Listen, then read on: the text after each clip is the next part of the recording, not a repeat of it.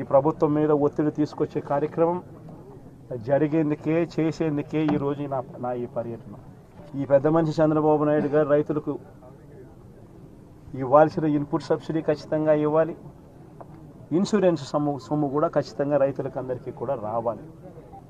ఏ రైతన్నకు కూడా ఇవి రాని పరిస్థితి ఎక్కడైనా ఉంది అని అంటే మాత్రం ప్రతి రైతన్నకు నేను ఒకటే చెప్తా ఉన్నా, కళ్ళు మూసుకుంటే సంవత్సరం అయిపోయింది, ఇంకా కళ్ళు మూసుకుంటే మరో 3 ఏళ్ళు ఓపిక పట్టండి, వచ్చేది మన ప్రభుత్వమే. మన ప్రభుత్వం వచ్చిన ఒక నెలకే ప్రతి రైతన్న ముఖంలో సంతోషాన్ని చూసేటట్టుగా వాళ్ళకి రాని ఇన్సూరెన్స్ను ఇప్పిస్తా, ఇప్పుడున్న ఇన్పుట్ సబ్సిడీ ఇస్తాను. ఇవ్వడమే